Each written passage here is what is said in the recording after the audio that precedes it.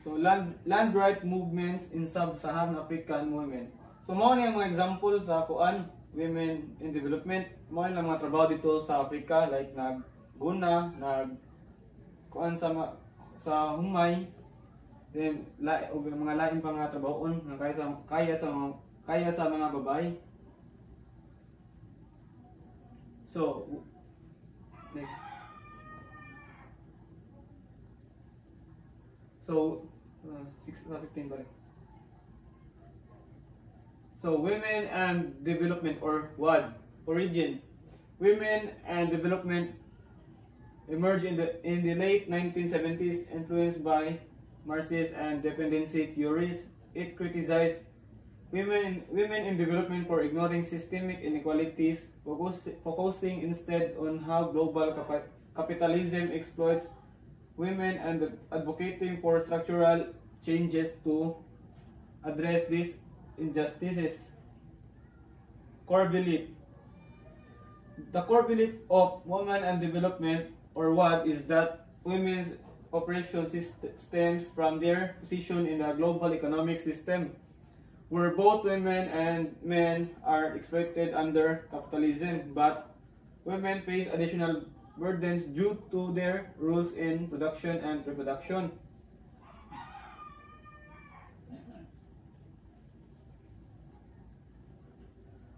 Women in Development emphasizes that addressing women's issues requires transforming the structural inequalities perpetuated by the capitalist and patriarchal systems, rather than simply integrating women into existing development frameworks. Focus. The focus of Women and Development or WAD is on analyzing women's roles in both productive and reproductive labor within global economic system and emphasizing how capitalism and structural inequalities exploit women. Goals of Women and Development or WAD. Goals. Address systematic inequalities, meaning that challenge the economic and social structures that perpetuate women's exploitation. Next, transform development process, meaning advocate for changes in policies and practices to eliminate gender-based oppression. Empower women. Support women's collective action and organize for economic and political change.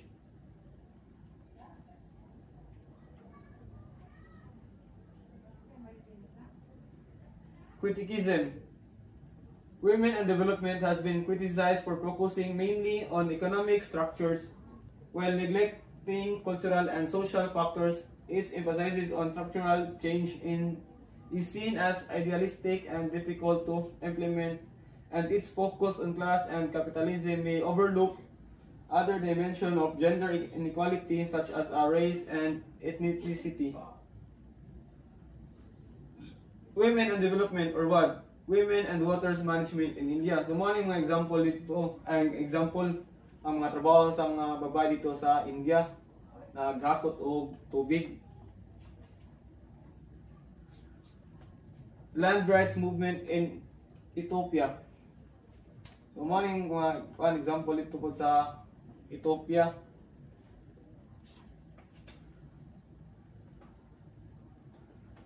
Comparing women in development and women and development.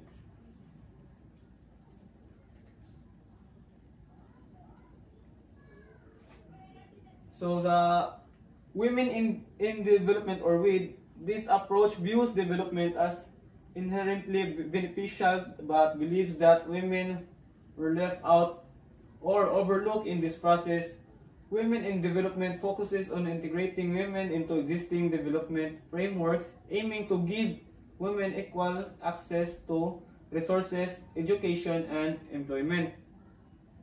While sa Women and Development or WAD takes a more critical stance, suggesting that development itself is a process that often reinforces existing inequalities, including gender equality.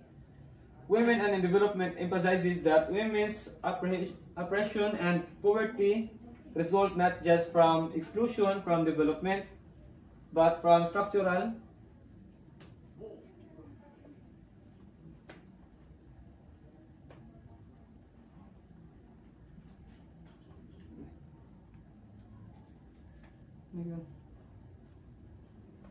ano sa akin?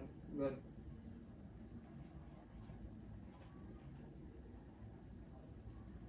So, gender and development or God. So these are sa origin